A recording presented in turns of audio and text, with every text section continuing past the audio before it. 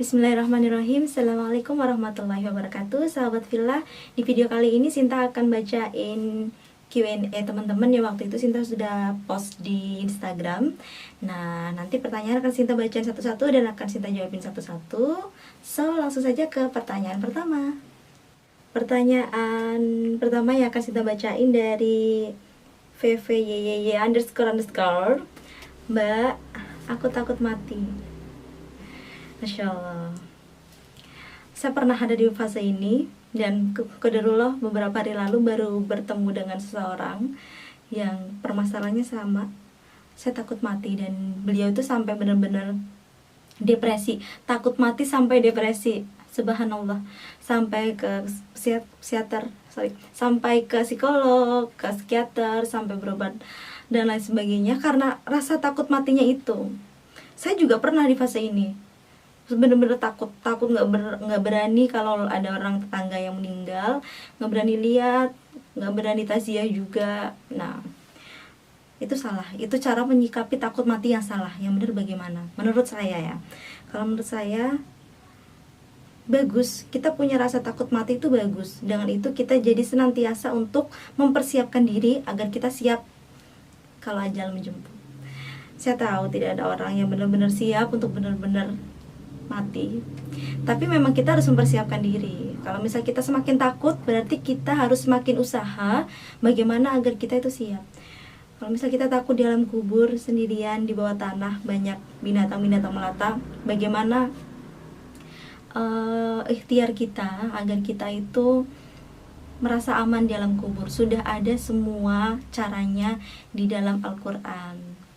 Nah, maka dari itu pelajari Al-Quran, amalkan, ditadaburi supaya kita mempersiapkan diri untuk kematian. Begitu ya. Next ke pertanyaan selanjutnya. Pertanyaan ini mewakili puluhan pertanyaan lainnya. Kapan nikah? Saya sendiri tidak tahu. Ada 3 hal yang menjadi rahasia Allah, apa saja itu? Jodoh, maut, dan rezeki.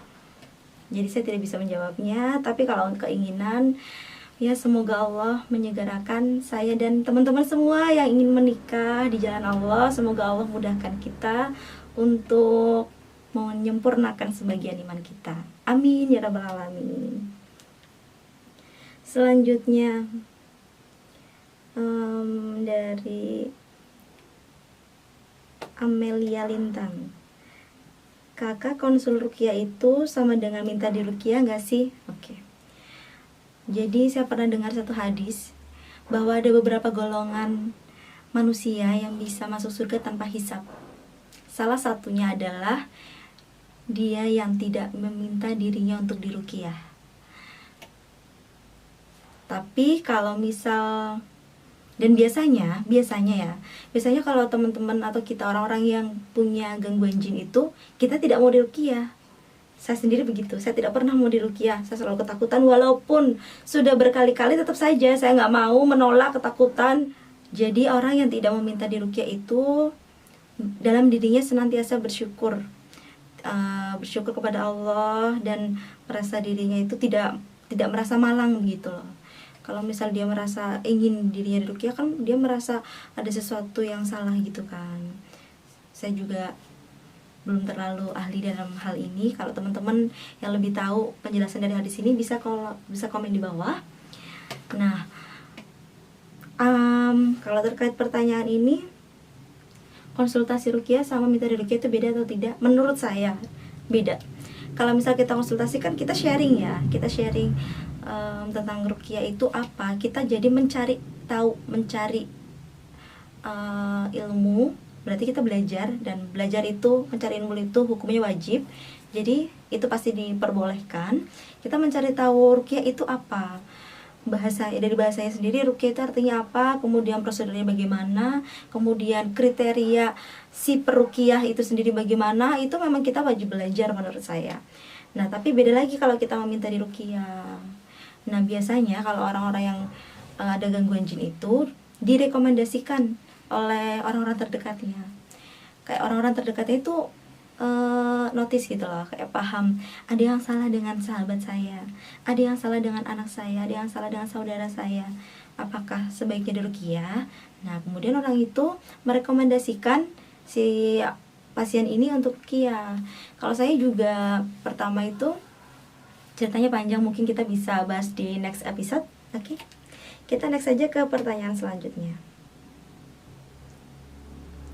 Dari siapa lagi? Dari Kia Mercy. Pernah nggak ngadepin hubungan yang rumit? Pernah. Solusinya bagaimana? Tinggalkan. Pertama, cerita dulu hubungannya itu hubungan apa. Hubungan pacaran, jelas tinggalkan. Saya tidak mau bahas soal hubungan pacaran yang rumit. Sudah pasti, mau rumit mau tidak, hubungan pacaran itu harus tinggalkan. Saya bicara begini bukan berarti saya tidak pernah, justru karena saya pernah mengalaminya, kemudian saya tahu itu salah, dan saya mau teman-teman di sini belajar dari kesalahan saya tanpa harus mengalaminya sendiri ya. Nah, kalau hubungan rumit tentang keluarga, ya maaf sekali saya belum berkeluarga. Jadi mungkin saya belum belum ranahnya untuk memberi suggestion di situ. Kalau hubungan rumit tentang pertemanan, kembali lagi kepada hakikat seorang muslim. Hakikat seorang muslim itu bagaimana? Hakikat seorang muslim adalah ia yang menjaga perkataannya, perbuatannya, pikirannya, bahkan juga jangan sampai ia menzolimi dirinya sendiri, apalagi sampai menzolimi orang lain. Jadi sebagai manusia kita tidak pernah lepas dari kesalahan, makanya sering-sering muhasabah diri, istighfar. Dan kalau misal kita tahu kita melakukan salah, jangan menunggu waktu nanti besok untuk minta maaf, karena kita tidak pernah tahu sampai kapan kita hidup. Nah, dan jangan lupa untuk tabayun. Sering banget hubungan rumit itu didasari karena miskomunikasi. Nah, untuk itu kita direkomendasikan dalam misal untuk tabayun, begitu ya. Jadi biar clear semuanya, hal yang simple tidak menjadi rumit, hal yang rumit menjadi lebih simple dengan tabayun.